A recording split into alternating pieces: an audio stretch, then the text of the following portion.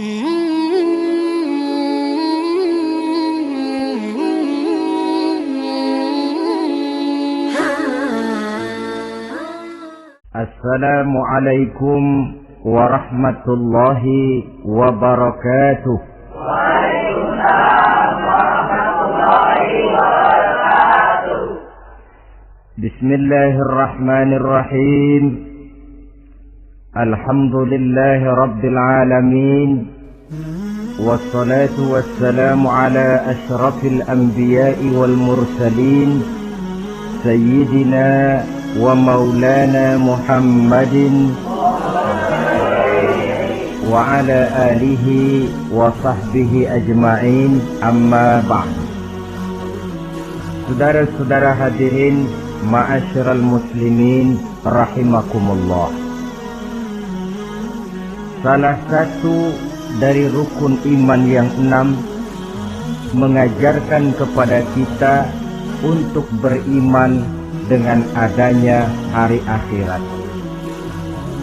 Hari yang dimulai dengan kehancuran alam ini, yang dalam istilah kerennya disebut the last day of the world, di mana air laut tumpah ke darat, planet-planet bertabrakan, gunung meletus, bumi gempa, lalu semua yang bernama hidup mati. Terjadilah kebangkitan setelah mati itu dalam kehidupan yang disebut kehidupan akhirat. Pada kehidupan akhirat itu Allah jelaskan dalam surah Abasa ayat 34, Yauma yafirul mar'u min akhihi wa ummihi wa abihi wa sahibatihi wa banihi likulli imri'in minhum yawma idzin sya'nun yughni. Hari di mana setiap orang akan lari dari saudaranya, dari ibunya dan bapaknya, dari istrinya dan anak-anaknya. Setiap orang pada hari itu disibukkan oleh persoalannya sendiri-sendiri. Sehingga sangat boleh jadi hari itu orang tua tidak lagi sempat memikirkan anaknya. Seorang suami tidak lagi sempat memikirkan istrinya. Seorang teman pun tidak akan sempat memikirkan teman. Tiap orang sibuk dengan persoalannya sendiri-sendiri untuk mempertanggungjawabkan kegiatan hidupnya ketika di dunia ini. Dalam keadaan semacam itu, di mana orang disibukkan dengan persoalannya masing-masing, ada 7 golongan manusia yang mereka tenang-tenang saja. Orang lain bingung, mereka kalem. Orang lain kepanasan, mereka mendapat keteduhan. Siapa mereka? Inilah yang akan kita jadikan pembicaraan pada pertemuan kita kali ini. Bersumber dari sebuah hadis di mana bersabda Rasulullah sallallahu alaihi wasallam, Sab'atun yuzilluhumullahu yawma la zilla illa zilluh. Ada 7 golongan manusia, kata beliau, yang di akhirat nanti akan langsung mendapat perlindungan dari Allah. Padahal hari itu tidak ada lagi perlindungan selain perlindungan Allah. Sehingga lantaran Allah langsung yang melindungi mereka, maka mereka tidak merasakan lagi kepanasan akhirat. Mereka tidak lagi merasakan kebingungan. Mereka tidak lagi disibukkan oleh persoalan, lantaran mereka langsung dilindungi oleh Allah Subhanahu wa ta'ala. Siapa gerangan yang 7 orang ini? Marilah kita lihat satu persatu dengan harapan mudah-mudahan kita termasuk salah satu di dalamnya. Amin ya rabbal alamin. manusia pertama yang langsung mendapat perlindungan dari Allah, kata Nabi, imamun adil, pemimpin yang adil. Siapa sih pemimpin itu? Dan apa artinya adil? Saudara hadirin, secara umum yang dinamakan adil ialah at-tawassut bainal amrayni. Orang yang pandai mengambil sikap jalan tengah dari dua persoalan yang dihadapinya. Biasanya tidak berat ke kiri, juga tidak berat ke kanan. Itu yang disebut adil. Orang yang tidak hanya sekedar bisa menuntut kewajiban dari seseorang, tapi juga bisa memberikan hak kepada orang itu juga disebut adil. Lalu pemimpin itu siapa? Setiap kita adalah pemimpin. Yang besar kecilnya kepemimpinan kita bergantung kepada apa yang kita pimpin. Dan sudah barang tentu bahwa setiap pemimpin akan dimintakan pertanggungan jawab dari apa yang dipimpinnya. Seorang pemimpin yang adil, dia menaungi orang-orang yang dipimpinnya dalam kehidupan di dunia ini. Pantas kalau di akhirat nanti Allah langsung menaungi mereka. Oleh karena itu, pemimpin merupakan suatu amanah. Jabatan di samping dia merupakan amanah juga merupakan nikmat. Dan nikmat itu akan bergantung kepada pandai atau tidak kita mensyukurinya. Beberapa contoh dalam sejarah bisa kita lihat. Seorang bernama Umar bin Abdul Aziz. Pada saat beliau secara aklamasi dipilih menjadi pemimpin, menjadi presiden, ucapan yang pertama keluar dari mulutnya, Inna lillahi wa inna ilaihi raji'un. Coba bayangkan ini.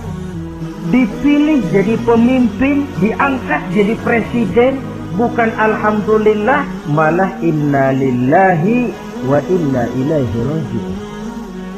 Kenapa? Dia anggap jabatan itu adalah amanah. Menyia-nyiakan amanah berarti khianat, dan khianat ini adalah dosa besar. Pantaslah kalau Allah Subhanahu wa ta'ala memperingatkan, nikmat bisa saja berubah menjadi azab kalau kita tidak pandai mensyukurinya. La in syakartum la azidannakum wa la in kafartum inna azabi lasyadid. Kalau kamu pandai bersyukur, aku tambah nikmatku. Tapi kalau kamu tidak pandai bersyukur, kamu ingkar, kamu lupakan nikmat Allah, awas, azabku amat pedih, kata Allah. Jadi berdasarkan logika dari ayat ini bisa kita katakan orang kaya. Ada orang kaya nggak di sini? Ada orang kaya nggak? Yang kaya tolong dengerin. Orang kaya itu bisa masuk surga karena hartanya. Pun orang kaya banyak yang masuk neraka juga gara-gara hartanya. Tergantung syukur apa tidak syukur. Orang alim, ada yang alim di sini? Tolong dengerin orang alim, yang ustaz, yang kiai. Orang alim bisa saja masuk surga karena ilmunya, dan orang alim pun bisa masuk neraka karena ilmunya. Pejabat, ada pejabat? Pejabat itu bisa masuk surga karena jabatannya, pun pejabat itu bisa masuk neraka karena jabatannya, bergantung syukur apa tidak. Kalau ada orang kaya, hartanya didapat dari jalan yang halal, berusaha menurut yang disyariatkan oleh Allah. Lalu hartanya itu tidak cuma untuk ditumpuk 7 turunan, namun juga berfungsi sosial. Dia bantu pembangunan masjid, dia makmurkan majelis taklim, dia santuni yatim piatu. Orang kaya macam itu dengan hartanya insya Allah bisa sampai ke surga. Tapi kalau ada orang kaya, hartanya didapat dari segala macam cara, asal harta tercapai segala cara halal, perlu jilat atas, perlu injak bawah, perlu sikut kiri kanan, sikut kiri kanan. Setelah dapat harta lalu pelitnya 17 setan. Tidak mau zakat, infak, apatah lagi sedekah. Orang kaya macam itu dengan hartanya bisa masuk neraka. Na'udzubillah min. Ada orang alim, dengan ilmunya dia bimbing umat. Dia katakan yang halal itu halal, yang haram itu haram. Dia katakan yang hak itu adalah hak, yang batil adalah batil. Dia tidak peduli apapun resikonya. Orang alim semacam itu dengan ilmunya bisa sampai ke surga. Tapi kalau ada orang alim, dengan ilmunya dia malah membodoh-bodohi orang yang memang sudah bodoh. Yang halal dibilang haram, yang haram dibikin remeng-remeng. Menjadi penjilat ke sana kemari. Orang alim semacam itu bisa masuk neraka karena ilmunya. Begitu juga pejabat, pemimpin. Kalau dengan jabatannya sebagai pemimpin dia berlaku adil, menaungi rakyatnya. Orang besar salah dihukum, orang kecil salah juga dihukum. Tidak hanya pandai menuntut kewajiban, tapi juga pandai memberikan hak. Pemimpin yang adil semacam ini mensyukuri nikmatnya jabatannya, dia bisa sampai ke surga karena jabatannya. Tapi kalau dengan jabatannya dia berlaku sewenang-wenang, yang besar salah didiamkan, yang kecil salah segera ditegakkan hukum, hanya pandai menuntut kewajiban dari rakyatnya tapi tidak pandai memberikan hak, maka pemimpin semacam ini lantaran tidak pandai mensyukuri nikmat, bisa saja nikmat itu berubah menjadi azab. Oleh karena itu saudara-saudara, pemimpin menaungi rakyat, pantas kalau di akhirat nanti Allah langsung menaungi beliau. Siapa pemimpin? Siap kita. Bapak pemimpin di rumah tangganya, ibu pemimpin bagi anak-anaknya, Pak Lurah memimpin di kelurahannya, Pak Camat memimpin di kecamatannya, pemuda pemimpin bagi dirinya sendiri, akan dimintakan pertanggungan jawab. Kalian para remaja yang hadir di sini memimpin dirimu sendiri. Kau akan ditanya, tanganmu kau lebih banyak gunakan buat apa? Kakimu lebih banyak kau bawa jalan kemana?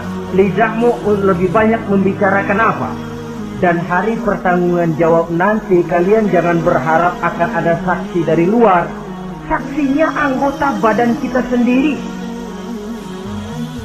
Dalam surah Yasin Allah jelaskan, Al-yawma nakhtimu ala afwahihim tukallimuna aydihim wa tashhadu arjuluhum bima kanu yaksibun.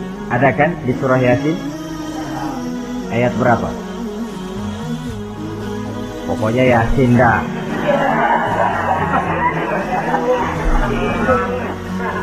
Daripada repot-repot, pokoknya Yasin gitu aja biar urusan lancar.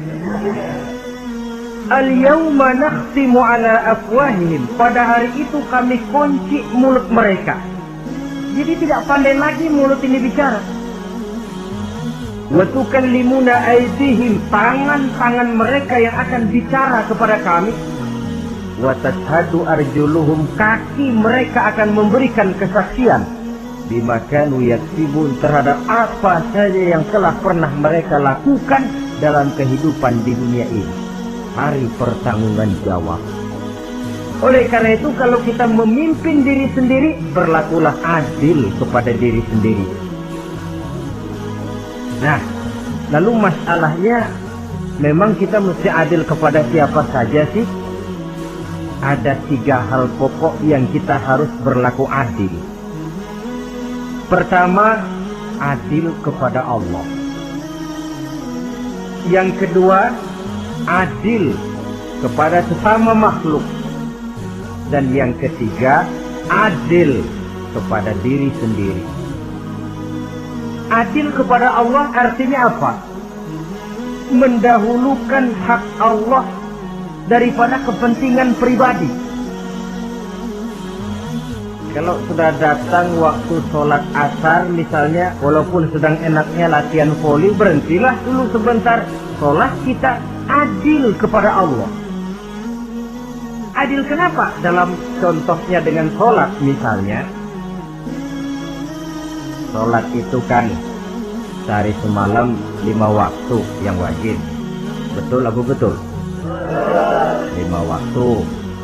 Lah sholat itu, kalau sholat bagus, taruhlah 7 menit. Kalau sholatnya itu kilat, 4 menit. Ada lagi yang kilat khusus, nggak pakai perangko, 2 menit barangkali selesai. Taruhlah 5 menit kita ambil yang bagus. Kalau 5 waktu kali 5 menit kan cuma 25 menit. Sementara Allah memberikan kita hidup ini 24 jam sehari semalam. Cuma 25 menit diminta untuk ibadah kepadanya. Tidak sanggupkah kita berlaku adil? 25 menit ini untuk menghadapmu ya Allah. Sementara engkau telah memberikan resannya 23 jam 35 menit untuk hidup dalam sehari semalam. Mendahulukan hak Allah daripada kepentingan pribadi. Adil kepada Allah. Adil kepada yang kedua, adil kepada sesama makhluk. Adil kepada manusia, adil kepada binatang, adil kepada alam. Yang kalau prinsip keadilan itu kita langgar akan membawa efek bagi diri kita juga. Manusia sekarang kan tidak adil kepada alam. Misalnya apa? Hutan ditebangi secara liar. Gunung-gunung menjadi gundul. Akibatnya ketika turun hujan terjadi erosi, banjir melanda kemana-mana, tanah longsor terjadi. Akibatnya terkena manusia juga kalau mereka sudah tidak menjaga keseimbangan alam ini. Adil kepada orang lain, apakah itu namanya tetangga, teman, keluarga. Dan yang ketiga, adil kepada diri sendiri. Bagaimana pengertiannya? Mata ini punya hak untuk tidur. Begadang terus tiap malam, tidak adil kepada mata. Ini yang ketawanya paling kencang pasti tukang begadang ini.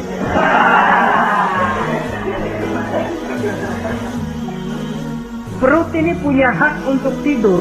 Puasa saja siang malam, mengurangi hak perut. Adil kepada diri sendiri. Untuk kehidupan yang akan datang di akhirat, pasti akan kita temui. Kita yakini keberadaannya. Yang oleh karena itu, kalau kebetulan kita ini adalah pemimpin, sekurang-kurangnya pemimpin bagi diri sendiri, marilah kita berusaha menjadi pemimpin yang adil. Supaya nanti di akhirat, Allah Subhanahu wa ta'ala memberikan perlindungan langsung kepada kita. Amin ya rabbal alamin. Ini yang pertama. Lalu yang kedua, orang yang akan langsung mendapat perlindungan dari Allah, syab nasha'a fi ibadatillah. Orang muda yang tekun beribadah kepada Allah. Anak muda yang rajin ibadah. Kenapa kok Nabi bilang anak muda, bukan orang tua?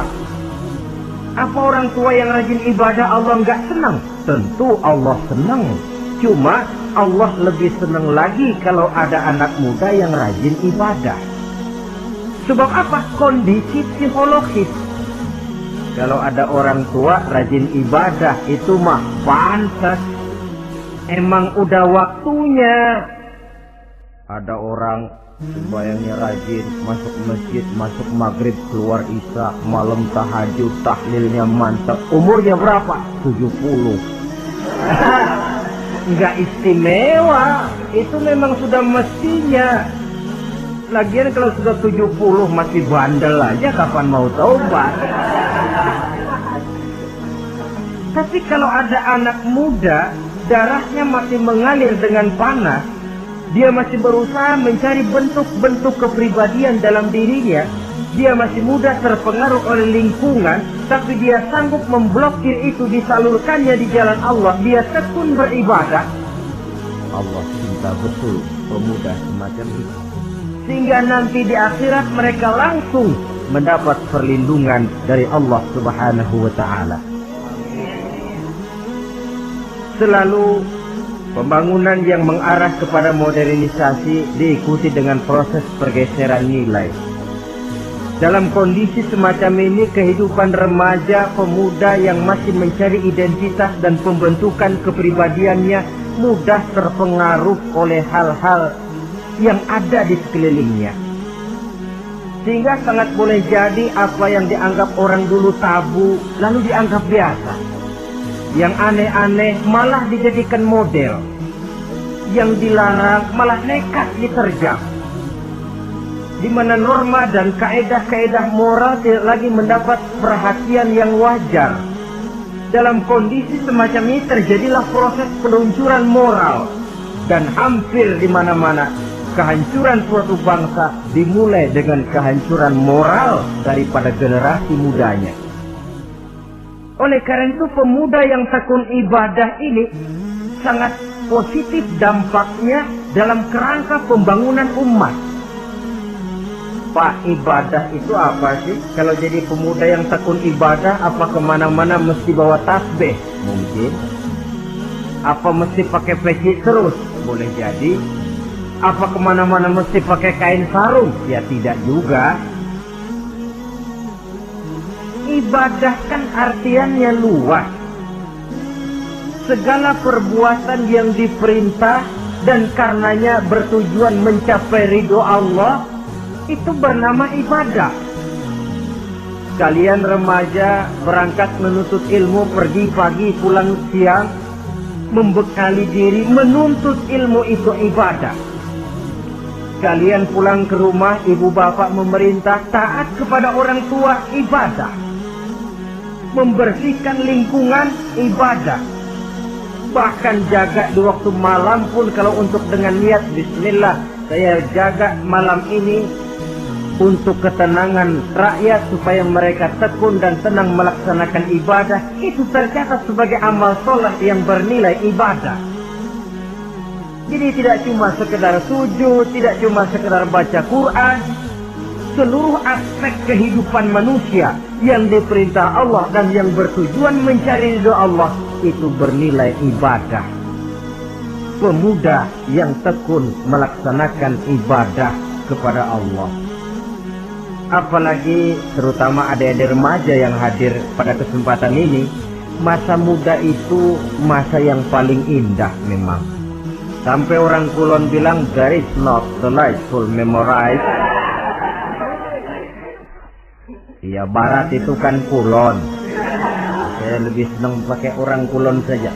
There is not delightful memorize and in the youth moment. Bahwa tidak ada masa yang lebih indah selain masa muda. Tapi masa muda yang katanya indah itu sebentar. Sebentar sekali. Kalau kita tidak pandai memanfaatkannya dengan sebaik-baiknya, boleh jadi dia akan hilang tanpa sesuatu yang ada artinya buat hari depan. Dan hari depan itu sebagian besar ditentukan oleh masa muda sekarang ini. Karena itu kepada yang muda saya berpesan, pergunakanlah masa muda itu dalam ketekunan beribadah kepada Allah. Ibadah dalam artian yang seluas-luasnya. Jangan seperti pepatah orang, kelapa muda katanya kupas-kupasin, kelapa tua tinggal batoknya. Selagi muda puas-puasin, udah tua tinggal bongkoknya. Iyalah, kalau dipuas-puasin dalam arti yang positif, boleh. Mumpung masih muda, puas-puasin nuntut ilmu. Mumpung masih muda, puas-puasin ibadah. Mumpung masih muda, puas-puasin berbakti kepada kedua orang tua. puas-puasin dalam artian yang positif, tentu saja bagus. Tapi kalau puas-puasin dalam arti menghambur umur untuk sesuatu yang mubazir, bergadang di pinggir-pinggir jalan, lalu mulai berkenalan dengan morfin, narkotik, ganja, terperangkap oleh budaya-budaya modern yang menyesatkan, terpancing oleh model-model baru yang kelihatannya menarik tapi sebenarnya tidak bermanfaat. Entah pada akhirnya akan mendatangkan penyesalan kepada kita saja. Coba, belakangan ini saya dengar di Jakarta akan ada suatu festival yang disebut Festival Ngekeng.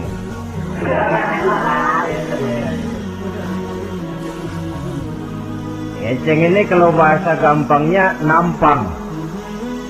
Jadi itu biasanya muda-mudi diri di pinggir-pinggir jalan, pakai kacamata hitam, pakaian warna-warni, rambut dicat sedemikian rupa supaya menarik perhatian.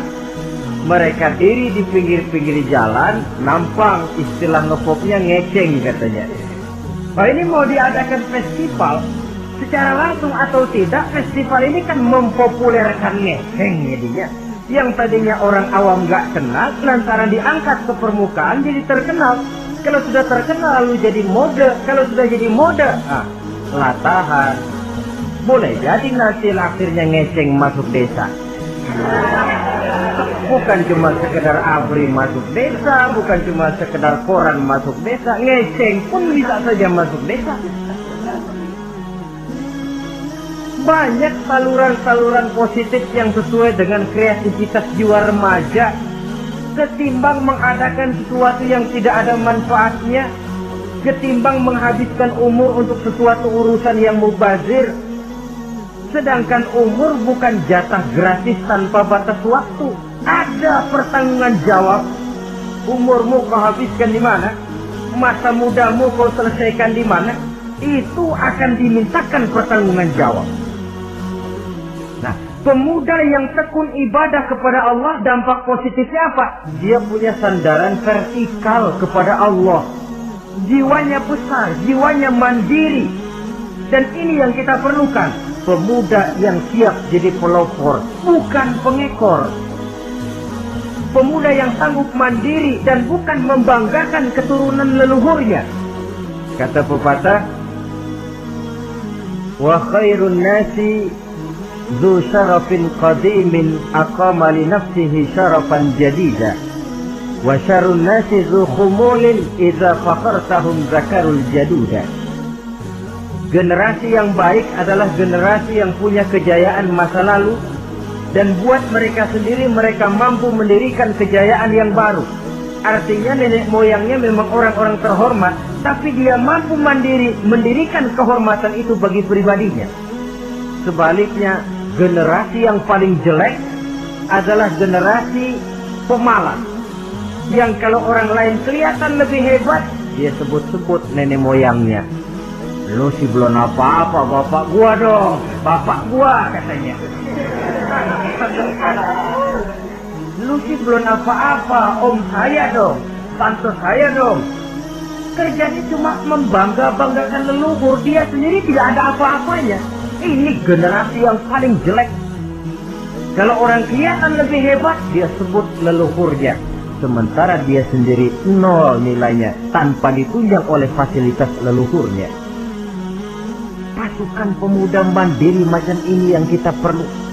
Bukan sekedar pasukan pemuda oke bos, kulun nuwun, yes sir, yes man, kumaha juragan wae.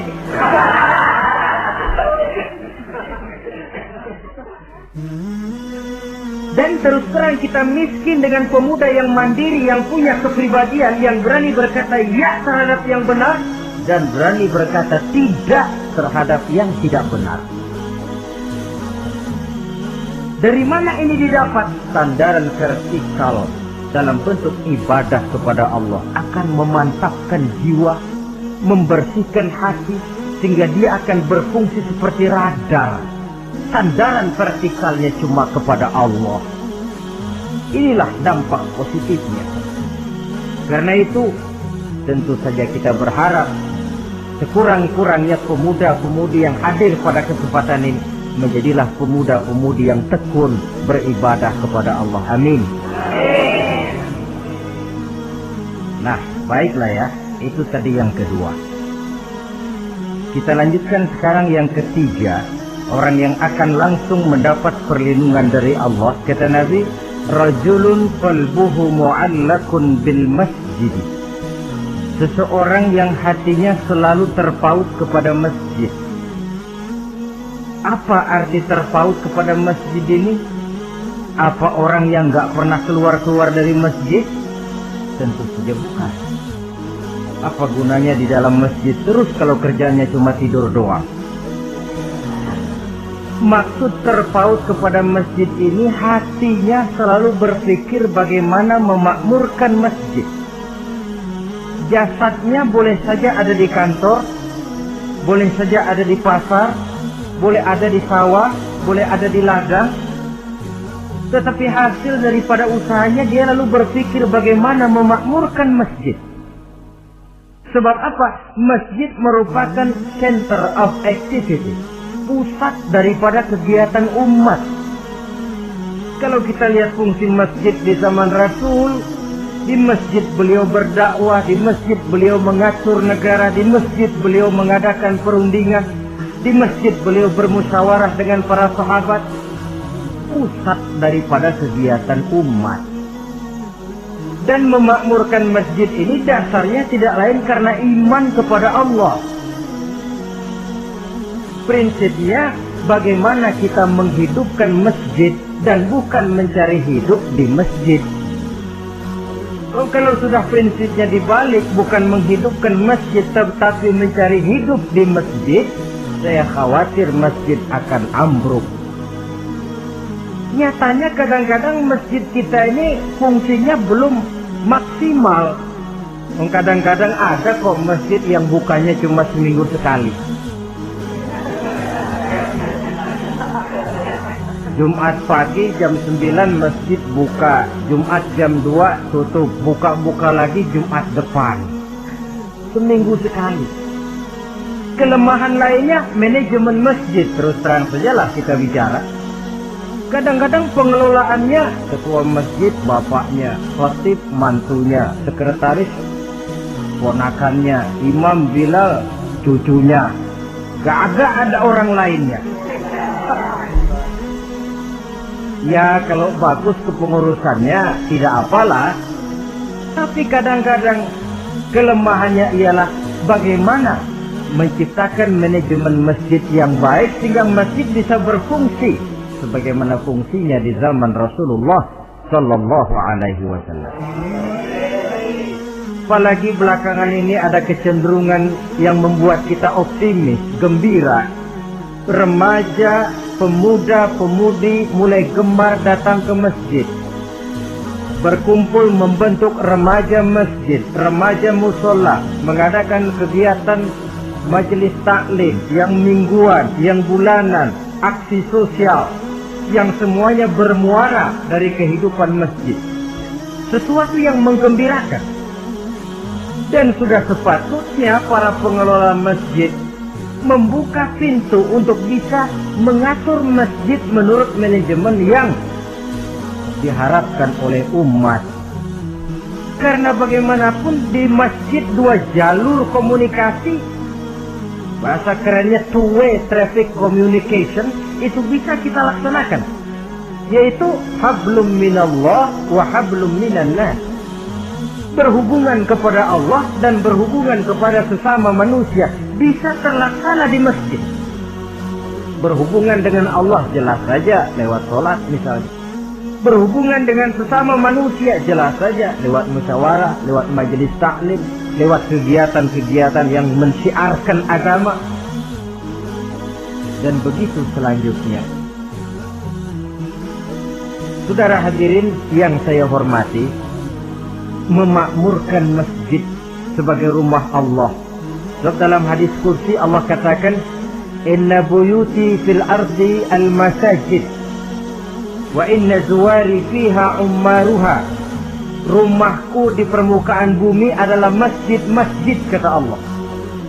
Dan orang-orang yang memakmurkan masjid, orang yang datang ke masjid adalah tetamuku. Kalau Allah memerintahkan kita menghormati tamu, tentu Allah lebih tahu bagaimana menghormati tamunya sendiri. Allah mengajarkan kita, hormatilah tamumu. Sekarang kita yang menjadi tamunya Allah dengan datang ke masjid, dengan memakmurkan masjid, Allah lebih tahu menghormati tamunya. Ini yang ketiga.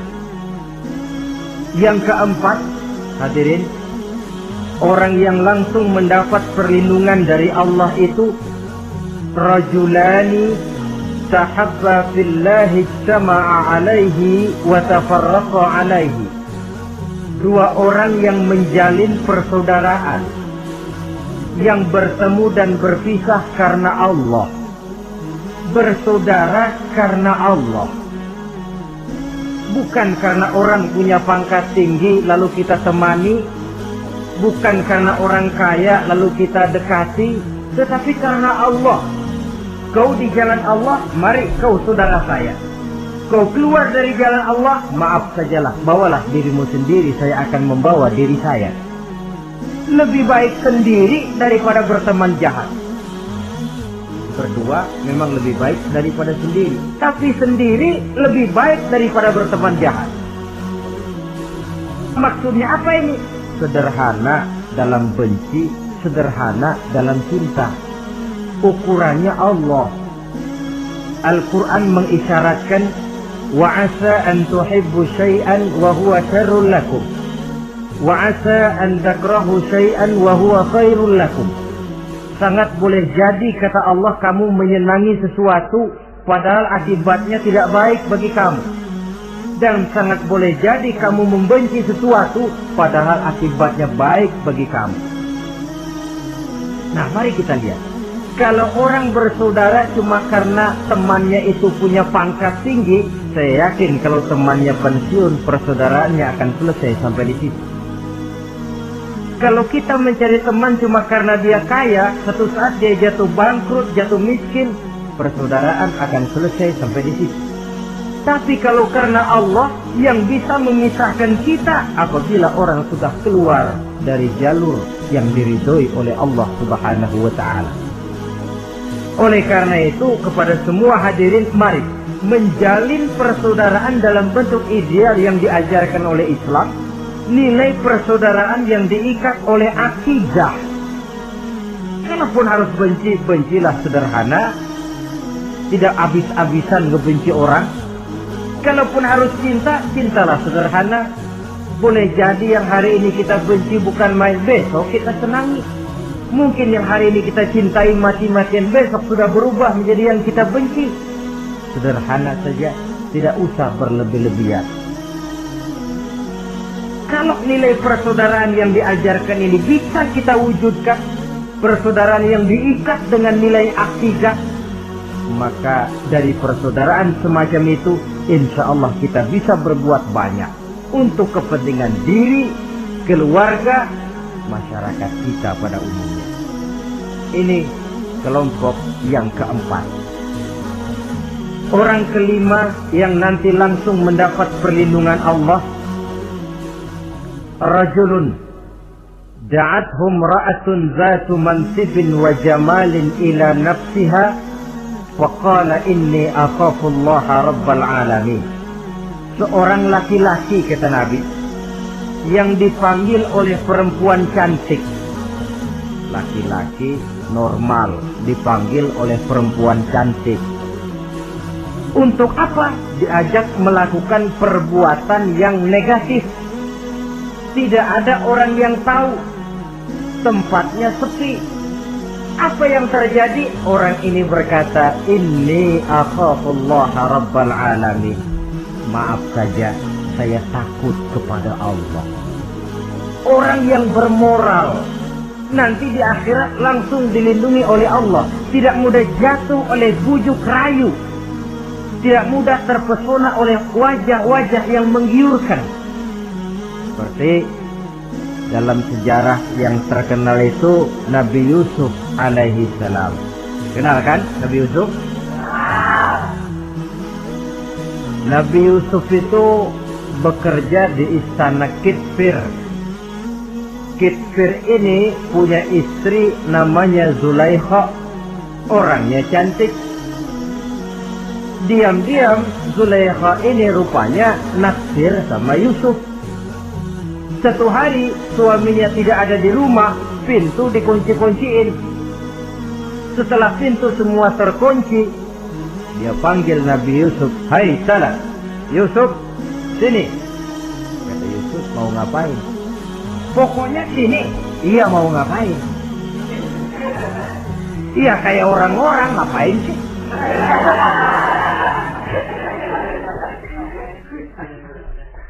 Sebenarnya ini Zulaikha senang kepada Yusuf, Yusuf pun demikian. Walaqad hammat bihi wa hamma biha. Zulaikha menyenangi Yusuf, Yusuf pun menyenangi Zulaikha. Tapi apa? Walaula an ra'a burhana rabbih. Andai kata Yusuf tidak melihat peringatan Tuhannya, letter S. Yusuf, ini bukan pekarangan ente, dilarang parkir di sini. Sehingga walaupun tidak ada yang tahu, tidak ada yang melihat, Nabi Yusuf selamat dari bujuk rayu Zulaikha. Mempertahankan nilai-nilai moral di tengah kemajuan zaman memang merupakan pekerjaan yang tidak ringan. Merupakan pekerjaan yang sangat berat. Akan ada saja cobaan, akan ada saja gangguan yang kita temui di sepanjang perjalanan hidup ini. Tapi sebaliknya, kalau orang sudah tidak lagi menjunjung moral yang tinggi, lalu hidup menurut selera sendiri-sendiri, ya kita lihatlah lahirnya kebudayaan kumpul kebo yang diawali dengan free sex yang mengarah kepada Samenleving alias hidup bersama tanpa nikah. Memang sebabnya boleh jadi macam-macam. Mungkin karena broken home, nggak merasa diperhatikan di rumah, ibu bapak sibuk lalu anak mencari kesibukan sendiri. Mungkin karena tekanan ekonomi dalam kehidupan miskin, lalu ada yang menawarkan kerjaan, tidak taunya malah dilemparkan ke lembah hitam. Mungkin juga karena pengaruh pergaulan dari lingkungan baik-baik lalu berteman dengan yang tidak baik, hanyut di telan arus pergaulan. Mungkin juga pengaruh kebudayaan yang dia tonton, buku yang dia baca, film yang dia lihat, ikut mewarnai dan membentuk kepribadiannya. Tapi apapun alasannya, satu hal yang jelas semuanya berangkat dari rapuhnya pegangan orang kepada nilai-nilai agama. Sebab sumber nilai moral yang tertinggi tidak lain agama adanya. Intinya apa? Intinya tidak lain orang yang beragama itu meyakini bahwa kemanapun dia pergi, dimanapun dia berada, Allah selalu melihat yang dia lakukan. An ta'budallaha ka'annaka tarahu fa illam takun tarahu fa innahu yaraka. Begitu yang kita pelajari dalam ihsan. Engkau beribadah kepada Allah seolah-olah kau lihat Allah. Kalaupun Allah tidak kau lihat, yakinlah Allah melihatmu. Jadi kalau saya sendiri, yang kedua itu Allah. Dibujuk rayu oleh cewek cakep, ayo dah bang, gak ada orang, kita cuma berdua. Dia bilang enggak, kita nggak berdua, bertiga. Berdua bang, bertiga. Yang ketiga siapa? Lu, gue, Allah, tiga.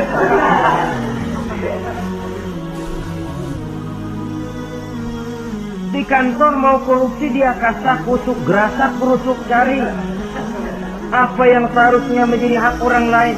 Tidak ada yang lihat, tapi dia tidak sendiri. Saya berdua. Yang kedua, Allah. Merasakan kehadiran Allah dekat dalam hidup. Nilai moral semacam ini menyelamatkan masyarakat. Pantas kalau orang semacam ini di akhirat nanti langsung mendapat perlindungan dari Allah Subhanahu wa ta'ala. Karena itu terutama dari remaja yang hadir, sebenarnya yang paling mahal dalam hidupmu adalah harga dirimu. Kalau itu sudah terjual dan tergadai, apalagi yang bisa kau banggakan dalam hidup ini?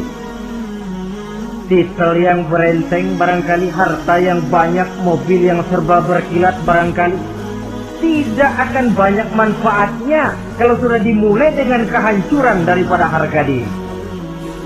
Tidak ada yang lebih mahal daripada harga diri. Jagalah itu baik-baik. Pelihara nilai-nilai moral. Makin pandai kau jaga diri, insya Allah makin mahal hargamu. Dalam pandangan manusia, lebih-lebih juga dalam pandangan Allah. Pantas kalau pepatah bilang innamal umamul akhlaqu ma baqiyat fa in zahabat humu akhlaquhum zahabu. Suatu bangsa akan tegak kalau dia masih punya nilai moral. Bila hancur moral itu, hancur jugalah ketegakan daripada bangsa itu sendiri. Ini yang kelima. Yang keenam, masih dua lagi. Orang keenam yang nanti akan langsung mendapat perlindungan dari Allah, rajulun zakarallaha khaliyan fafatat ainahu. Seseorang yang mengingat Allah dalam kesunyian, lalu berlinang air matanya. Tengah malam dia bangun, bertahajud dia kepada Allah. Gemersik tikar tersentuh tangan, laksana lambaian tangan malaikat maut nak datang merenggut nyawa. Terbayang segala dosa dan kesalahan, tergambar semua kekeliruan yang dilakukan dalam hidup. Lalu air mata pun tanpa terasa berurai membasahi pipi. Orang yang mengingat Allah dalam kesunyian. Saudara, tidak ada orangnya itu yang tidak punya dosa. Coba saya mau tanya, yang kumpul di sini ada nggak orangnya yang nggak punya dosa? Tidak ada. Dan memang orang yang baik itu bukan orang yang tidak punya dosa. Sebab tidak ada orang yang tidak punya dosa. Orang yang baik adalah orang yang apabila dia melakukan dosa, dia segera sadar, dijadikannya itu sebagai pelajaran untuk tidak diulanginya lagi pada masa yang akan datang. Dengan kata lain, mengingat Allah dalam kesunyian itu artinya bertaubat. Ini kan anak muda sekarang nih, kalau diajak bicara taubat, taubat mah urusan 70 ke atas, Pak. Kita ini masih lama. Padahal masalah taubat bukan masalah tua. Masalah taubat adalah masalah dosa. Dan masalah dosa adalah masalah manusia sejak dia akil balik sampai dengan kehidupannya yang sekarang. Sengaja atau tidak, besar atau kecil, ringan atau berat, tiap kita mesti mempunyai yang namanya dosa. Allah Maha penerima taubat sepanjang nafas belum sampai di kerongkongan. Jadi kalau nafas sudah sampai di tenggorokan, baru kita mau melaksanakan yang namanya taubat. Kasihlah itu.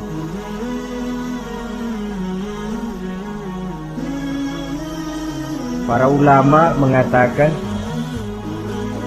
la saghair ma'al istimrar wala kabair ma'al istighfar. Tidak ada dosa kecil kalau ditumpuk terus, dan tidak ada dosa besar kalau diikuti dengan istighfar, permohonan ampun kepada Allah. Jadi jangan menganggap, ini dosa kecil, ini dosa kecil, ditumpuk-tumpuk, lah jadi gede juga. Tidak ada dosa yang kecil kalau dikerjakan terus-menerus, dan tidak ada dosa yang besar kalau diiringi dengan istighfar.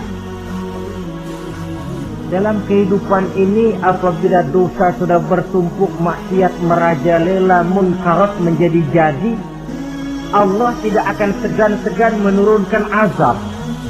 Azabnya itu bisa dalam bentuk bencana alam, banjir namanya, kebakaran merajalela namanya, gempa bumi namanya, bendungan pecah namanya, reaktor atom bocor namanya. Namanya boleh jadi macam-macam. Sebab apa? Al-Quran memberikan jaminan, wa ma kana Allahu liyu'adzibahum wa hum yastaghfirun. Allah tidak akan menurunkan azab selama di tengah masyarakat manusia masih banyak orang yang istighfar kepada Allah. Jadi hakikatnya kita ini berhutang jasa kepada orang yang rajin sujud, rajin mohon ampun kepada Allah. Lantaran mereka barangkali azab tidak diturunkan oleh Allah kalau melihat banyaknya sedang munkarat dan maksiat. Mengingat Allah dalam kesunyian, tengah malam, waktu yang mustajabah, terutama sepertiga malam yang akhir, situasinya lain. Gak percaya boleh coba, nyobakan gak bayar. Coba kalian bangun tengah malam, tahajud, kalian akan menemukan satu suasana yang lain daripada misalnya kalau kalian sembahyang zuhur tengah hari panas terik di tengah banyak orang. Hati bergetar. Segala kekeliruan yang pernah kita kerjakan lalu terbayang, dan air mata tanpa terasa, tanpa diundang bahkan berurai membasahi pipi. Ya Allah, alangkah nikmatnya suasana macam itu, menciptakan perasaan dekat dengan Allah, terwujud kedamaian batin. Dan ini yang banyak dicari orang sekarang, yang kadang-kadang karena terlalu ingin mencari kedamaian lalu keliru jalan, yang bertapa di gua-gua katanya nyepi dari kehidupan manusia, memencilkan diri dengan cara-cara yang mereka atur sendiri. Tidak macam itu. Quran punya resep. Ala inna bizikrillahi tatmainnul qulub. Ketahuilah dengan banyak mengingat Allah, hati menjadi tenang, jiwa menjadi lapang, pikiran menjadi damai. Ini resep Islam untuk mencapai ketenangan jiwa. Mengingat Allah dalam kesunyian. Saudara hadirin yang saya hormati, ini aspek daripada ibadah. Jadi dengan kata lain, masalah mengingat Allah dalam kesunyian, mengingat dosa, bukan urusan orang tua, tapi masalah manusia. Siapapun adanya, sejak dia akil balik, mesti entah kecil besar, entah sedikit entah banyak, ada kesalahan yang dilakukannya. Karena itu, kalau kita masih diberikan kesempatan untuk hidup, artinya Allah masih memberikan kesempatan kepada kita untuk memperbaiki diri. Nanti kalau sudah sangkakala ditiup, alam hancur seperti yang saya jelaskan di awal tadi, sudah tidak sempat lagi, yang tinggal menyesal.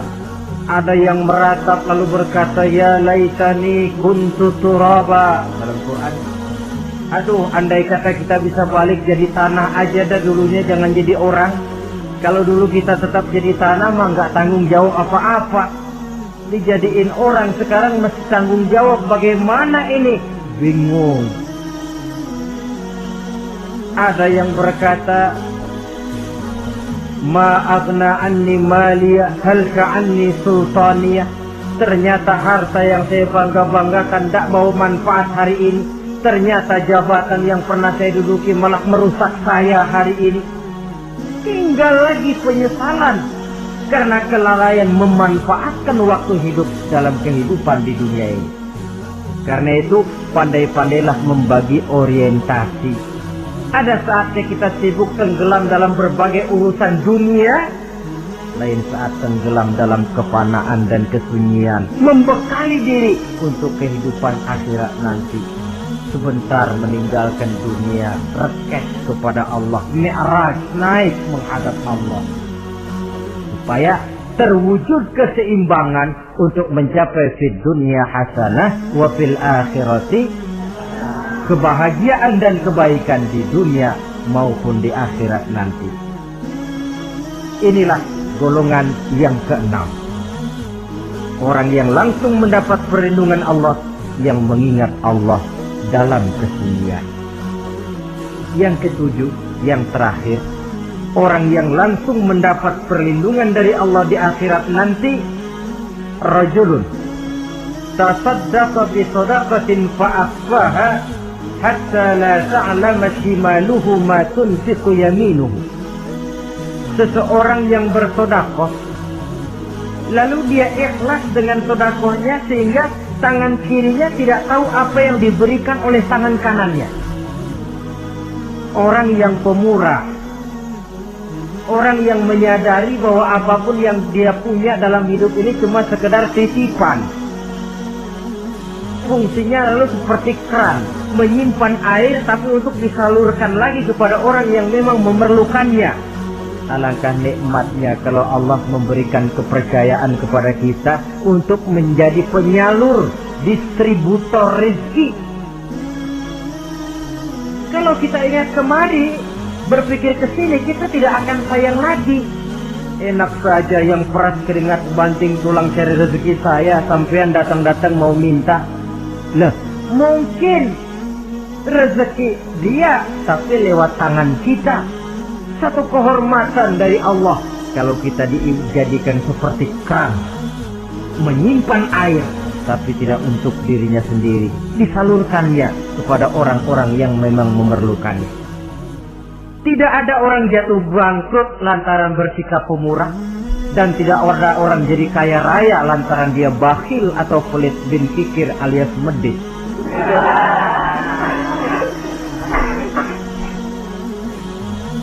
Dalam kitab Riyadhus Shalihin kita baca tiap pagi ke alam ini turun dua malaikat.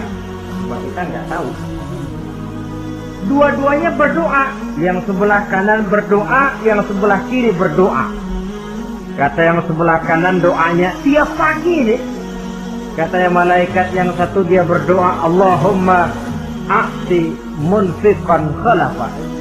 Ya Allah, kepada orang-orang yang suka infak, kepada orang-orang yang suka memberi, kepada orang-orang yang pemurah, gantilah mereka dengan yang lebih baik dari apa yang telah mereka berikan. Lalu malaikat yang satu berdoa, Allahumma a'ti mumsikan talafa. Ya Allah, kepada orang-orang yang mumsik, bakhil, kikir, berilah mereka kerusakan dan kebinasaan di dalam harta mereka.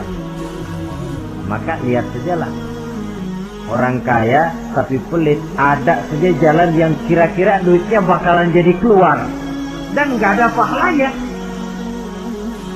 Apa kena musibah lalu berobat sekian juta, apa kemalingan, apa ditipu orang, ada saja cara duitnya keluar yang nggak ada pahalanya. Inilah prinsipnya. Allah mencintai orang pemurah. Dalam hadis kursi, uhibbu ahlas sakha wa hubbi lil faqir sakhi asad.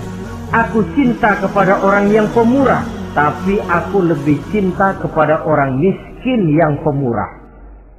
Orang kaya pemurah Allah cinta, orang miskin pemurah Allah lebih cinta. Kenapa? Nilainya lain. Orang kaya sedekah 500, orang miskin sedekah 500, sama 500-nya, tapi saya yakin pahalanya lebih besar buat si miskin. Kenapa? Buat orang kaya 500 apa artinya? Sekelebatan. Buat si miskin 500 dia mesti peras keringat banting tulang, tapi dia berani memberi seperti beraninya orang kaya. Nilai ini yang dilihat oleh Allah.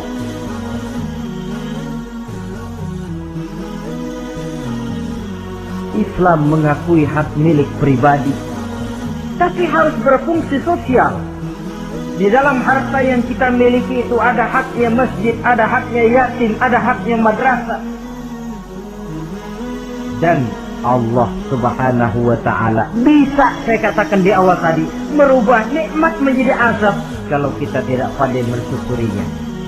Bersyukur kalau diberikan harta artinya mempergunakan harta itu sesuai dengan kehendak yang memberinya. Allah memberikan harta kepada kita. Apa yang Allah kehendaki? Supaya harta itu berfungsi sosial.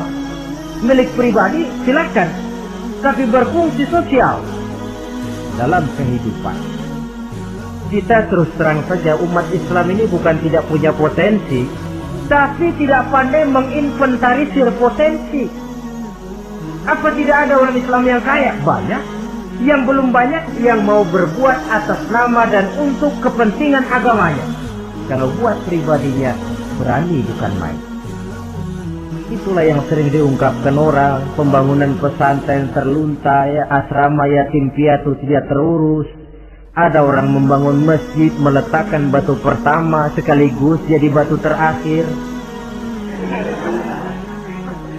Setelah itu la yamutu wa la yahya, mau dibilang hidup tidak kelihatan geraknya, mau dibilang mati pun tidak ketahuan kuburannya.